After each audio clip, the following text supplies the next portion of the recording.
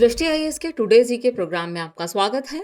शुरुआत करते हैं पिछले अभ्यास प्रश्न से, जिसमें हमने आपसे पूछा था आयुष्मान भव योजना के क्षेत्र से संबंधित है। आपके ऑप्शन थे ऑप्शन ए स्वच्छता, ऑप्शन बी सतत विकास, ऑप्शन सी स्वास्थ्य या फिर ऑप्शन डी वित्तीय समावेशन। तो इस प्रश्न का सही उत्तर है विकल्प सी स्वास्थ्य।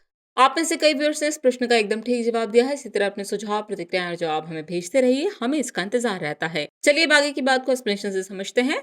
हाल ही में राष्ट्रपति द्रौपदी मुर्मू ने वर्चुअली आयुष्मान भव अभियान को लॉन्च किया है। इस योजना के तहत प्रत्येक गांव और शहर में हर किसी को संपूर्ण स्वास्थ्य सुविधाएं उपलब्ध कराई जाएंगी। इस योजना का उद्देश्य सभी लोगों को व्यापक स्तर पर स्वास्थ्य सेवाएं उपलब्ध कराना है। इस अभियान के द्वारा सार्वभौमिक स्वास्थ्य कवरेज प्राप्त करने और सभी के लिए स्वास्थ्य सेवा सुनिश्चित की जाएगी। इस योजना को प्रधानमंत्री नरेंद्र मोदी के जन्मदिन 17 सितंबर से 2 अक्टूबर तक चलने वाले सेवा पखवाड़ा में लागू किया जाएगा। इस तरह इस प्रश्न का सही उत्तर है विकल्प सी स्वास्थ्य। चलिए अब शुरुआत करते हैं आज के एपिसोड की।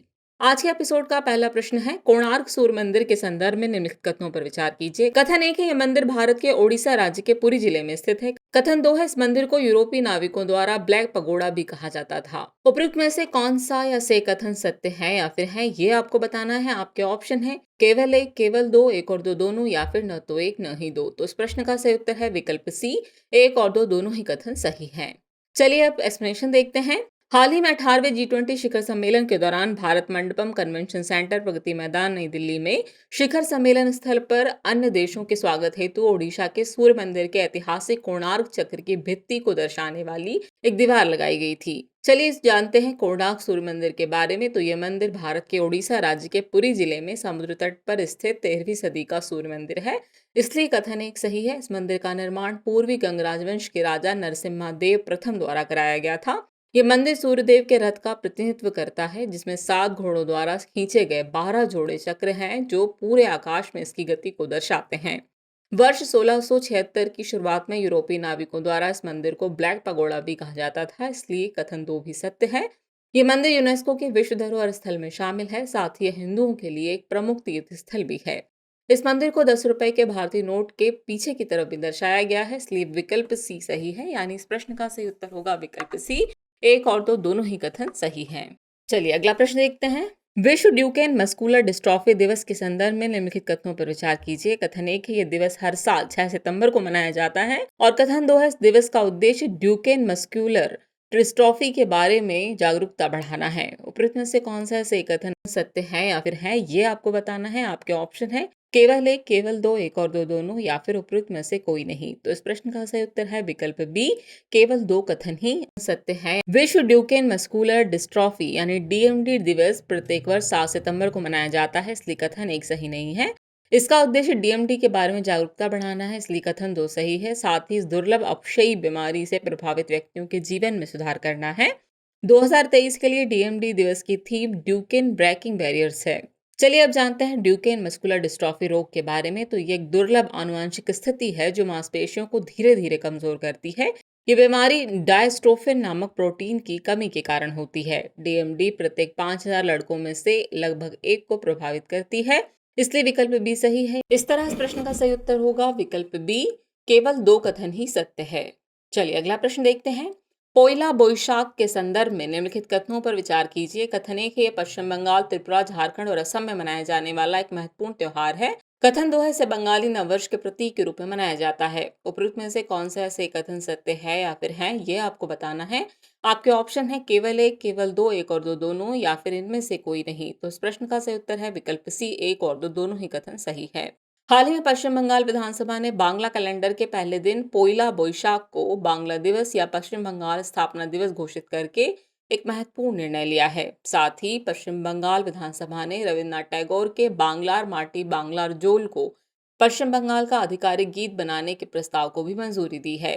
पोइला बोईशाख पश्चिम बंगाल, त्रिपुरा, झारखंड और असम में बंगाली समुदाय द्वारा मनाया जाने वाला एक महत्वपूर्ण त्योहार है, इसलिए कथन एक सत्य है। साथ ही इस त्योहार को बांग्लादेश में भी मनाया जाता है। ये त्योहार बंगाली नववर्ष के प्रतीक के रूप में मनाया जाता है। 2023 में यह त्योहार 15 अप्रैल को मनाया गया था, इसलिए विकल्प सी सही है। यानी इस प्रश्न का सही उत्तर है विकल्प सी, एक और दो दोनों ही कथन सत्य हैं। नेक्स्ट क्वेश्चन है, क्लेड 9 के संदर्भ में निम्नलिखित कथनों पर विचार कीजिए। कथन 1 है, ये निपा वायरस का एक प्रकार है। कथन 2 है, इसके लक्षणों में फुंसी, बुखार, भूख न लगना, सिरदर्द, थकान शामिल हैं। उपरोक्त में से कौन सा सही कथन सत्य है या फिर है, ये आपको बताना है। आपके ऑप्शन है केवल एक, केवल दो, एक और दो दोनों, या फिर न तो एक और न ही दो। तो इस प्रश्न का सही उत्तर है विकल्प बी, केवल दो कथन ही सत्य है। हाल ही में सर्वेक्षण के अनुसार भारत में चिकन पॉक्स फैलाने वाले वायरस के एक नए प्रकार का पता चला है। इस नए वेरिएंट का नाम क्लेड 9 है। ये वेरिसेला जोस्टर वायरस यानी VZV का एक प्रकार है जो चिकन पॉक्स का कारण बनता है, इसलिए कथन एक असत्य है। इसके लक्षणों में फुंसी, बुखार, भूख न लगना, सिरदर्द, थकान शामिल है, इसलिए कथन दो सही है। इस वायरस के संपर्क में आने के 2 से 3 सप्ताह बाद शरीर पर फुंसियां, दाने दिखाई देने लगते हैं। ये वायरस भारत में पहली बार पाया गया है, जबकि ये वेरिएंट जर्मनी, यूके और अमेरिका जैसे पश्चिमी देशों में आम है, इसलिए विकल्प बी सही है। यानी इस प्रश्न का सही उत्तर होगा विकल्प बी, केवल दो कथन ही सत्य है। चलिए अगला प्रश्न देखते हैं। नेशनल कॉमन मोबिलिटी कार्ड यानी एनसीएमसी के संदर्भ में निम्नलिखित कथनों पर विचार कीजिए। कथन एक है, ये आवास और शहरी मामलों के मंत्रालय की एक पहल है।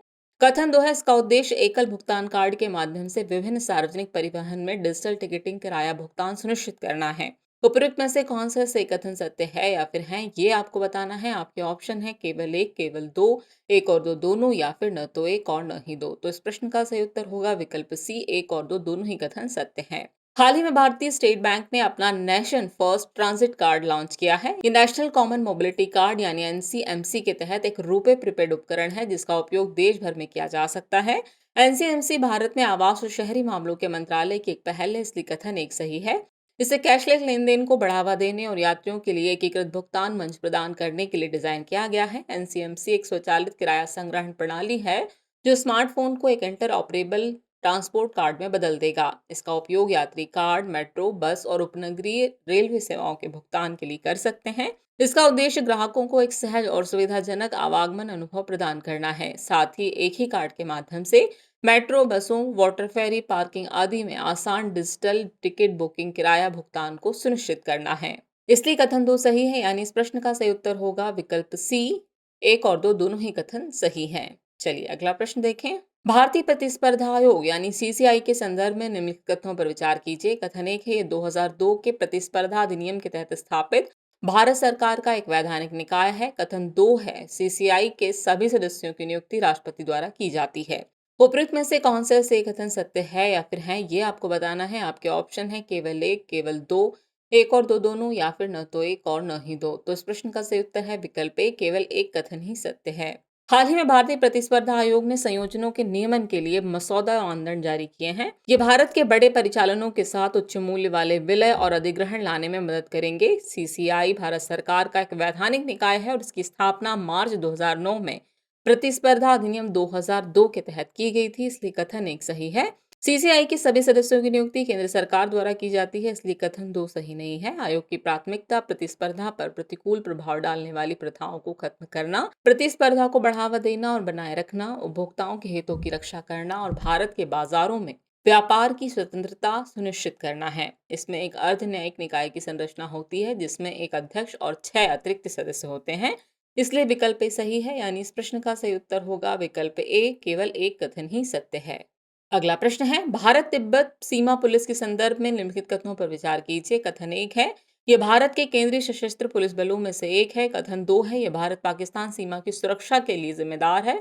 और कथन तीन है, यह गृह मंत्रालय के अधीन कार्य करता है। उपयुक्त में से कौन सा ऐसे कथन असत्य है या फिर है, ये आपको बताना है। आपके ऑप्शन है केवल एक, केवल दो, सभी तीन, या फिर इनमें से कोई नहीं। तो इस प्रश्न का सही उत्तर है विकल्प बी, केवल दो कथन ही असत्य है। हाल ही में भारत तिब्बत सीमा पुलिस ने चीन सीमा के पास अरुणाचल प्रदेश सेक्टर पे अधिक सीमा चौकियां स्थापित करने और नए भर्ती किए गए सैनिकों को तैनात करने का निर्णय लिया है। भारत तिब्बत सीमा पुलिस भारत के केंद्रीय सशस्त्र पुलिस बलों में से एक है, इसलिए कथन एक सही है। आईटीबीपी लद्दाख में काराकोरम दर्रे से लेकर अरुणाचल प्रदेश में जचेप ला तक 3,488 किलोमीटर तक फैली भारत चीन सीमा की सुरक्षा के लिए जिम्मेदार है, इसलिए कथन दो सही नहीं है। इसके अलावा इस पुलिस बल की छत्तीसगढ़ राज्य में वामपंथी उग्रवाद के खिलाफ कई आंतरिक सुरक्षा कर्तव्यों और अभियानों में भी महत्वपूर्ण भूमिका है। ये गृह मंत्रालय के अधीन कार्य करता है, अतः कथन तीन सही है। इससे 1962 के भारत चीन युद्ध के मद्देनजर चीन के तिब्बत स्वायत्त क्षेत्र के साथ भारत की सीमा पर तैनाती के लिए स्थापित किया गया है। इस तरह इस प्रश्न का सही उत्तर है विकल्प बी, यानी कि केवल 2 कथन ही असत्य है। चलिए अब मैं पहुंच गए एपिसोड के अंतिम प्रश्न पर। तो अंतिम प्रश्न है, इंडियन ऑयल सार्डिन के संदर्भ में निम्नलिखित कथनों पर विचार कीजिए। कथन 1 है, यह एक पेल्जिक मछली की प्रजाति है। कथन 2 है, मछली से उत्पादित तेल में पॉली अनसैचुरेटेड फैटी एसिड होते हैं। और कथन 3 है, यह केवल भारत के पश्चिमी तट पर पाई जाती है। उपरोक्त में से कौन से ऐसे कथन सत्य है या फिर है, ये आपको बताना है। आपके ऑप्शन है केवल 1, केवल 2, 1 और 2 या फिर इनमें से कोई नहीं। तो इस प्रश्न का सही उत्तर है विकल्प सी, 1 और 2 दोनों ही कथन सत्य हैं। हाल ही में ICAR central marine fisheries research institute के वैज्ञानिकों की एक टीम ने इंडियन ऑयल सार्डिन यानी सार्डिनेला लॉन्गिगेसेप्स से पूरे जीनोम को डिकोड किया है। ये एक बहुत ही महत्वपूर्ण पेल्जिक मछली प्रजाति है, अतः कथन एक सही है। शोधकर्ताओं ने ऑयल सार्डिन के पॉली अनसैचुरेटेड फैटी एसिड यानी पूफा के जैव संश्लेषण में शामिल जीन की पहचान की है, जो मछली की उच्च पोषण गुणवत्ता के पीछे जीनोमिक तंत्र में अंतर्दृष्टि प्रदान करते हैं, अतः कथन 2 सही है।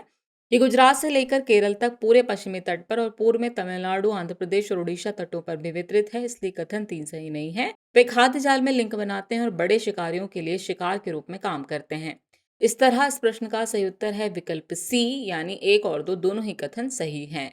चलिए अब नोट कर लीजिए आज के एपिसोड का अभ्यास प्रश्न। हाल ही में खबरों में रहा HTT-40 शब्द किससे संबंधित है? आपके ऑप्शन है, ऑप्शन ए बौनाग्रह, option B basic trainer aircraft यानी BTA, या फिर ऑप्शन सी GM गेहूं, या फिर ऑप्शन डी नई आकाशगंगा। तो व्यूअर्स, इस प्रश्न का जवाब कमेंट बॉक्स में देना ना भूलें। जल्दी मिलते हैं नए एपिसोड में कुछ और नए सवालों और जानकारियों के साथ। तब तक के लिए शुक्रिया।